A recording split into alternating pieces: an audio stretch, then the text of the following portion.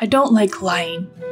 That's cheap, coming from a guy who's had to steal from others, trick people, and hide behind a mask in order to survive.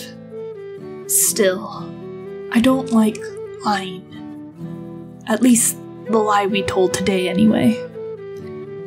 We were on a new quest for the Church of Burkerville. Some monsters were in their library, and we had to get rid of them. We thought that maybe they'd be able to get the cursed ring off Danielle's finger, too, since she has grown a disliking for the people who follow Hohen, and wasn't willing to work with them anymore. There were 3 monsters in the library, and we took care of them.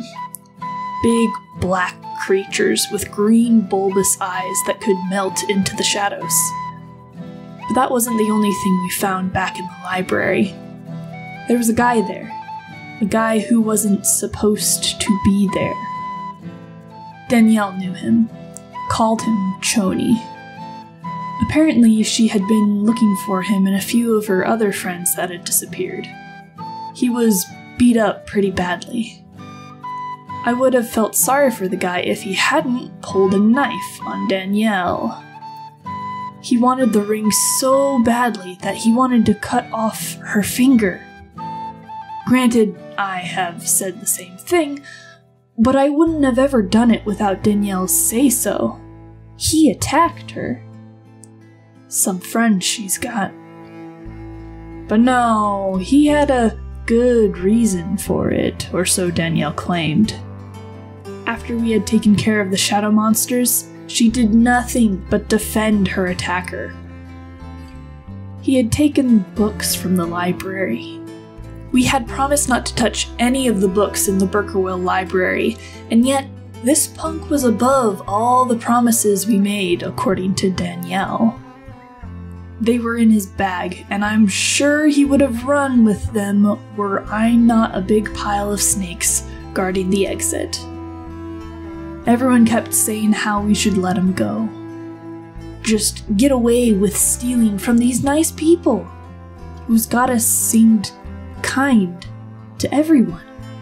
I might have acted out of anger, and I struck at his bag to rip open his backpack. We were there to help the library, not let a dangerous elf get away with their books. A jar fell out of his bag and broke, which apparently would have killed him. I didn't see what was in it very well, but he got really defensive about it. Then Danielle yelled at me, like I was the one who was in the wrong. What the heck is wrong with her? Did she not see her friend just attack her? And this was different than when Wendy accidentally attacked her due to the cursed temple. This man wanted to hurt her.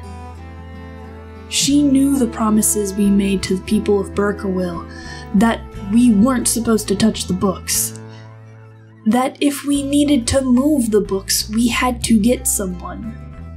I'm pretty sure that extends to making sure other people don't take the books as well.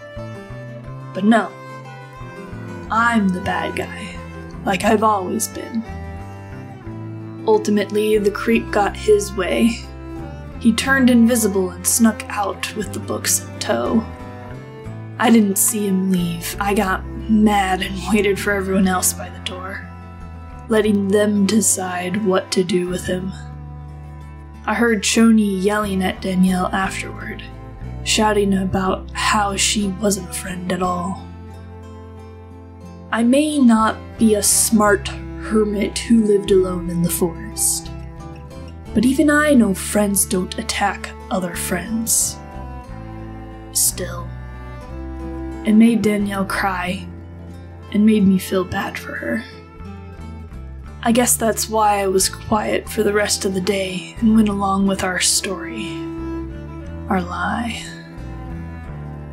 Some of the books had been ruined by the monster attack. Nothing else but the 3 monsters had been there.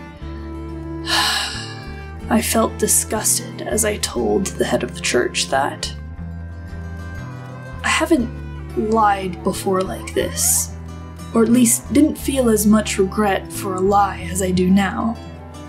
I mean, she paid us and gave us a dagger that means a lot to the church.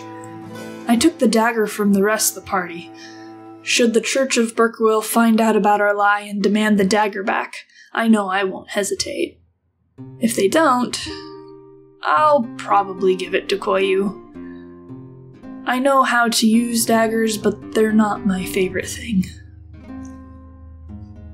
It's strange that I feel this bad about lying to a church. I mean, I don't claim any religion as my own. I know at least one goddess exists, Hohin, but her people don't really like me all that much. I'd lie to a paladin of Hohin with no problems afterward, even if Choni was dangerous. But with Berkewil, it seems different. There was this carved stone mural in the church depicting the goddess Berkewil giving aid to every creature in her path. Deer, wolves, humans, plants, and birds, all of them.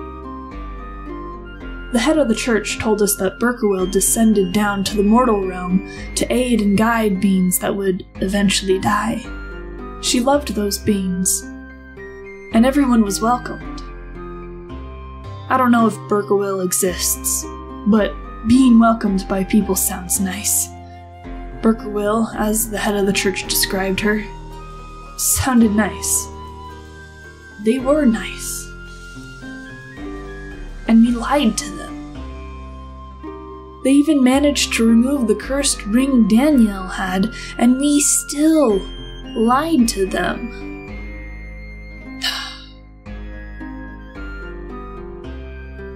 Danielle is meeting with Choni tonight, getting some answers about where her other friends are.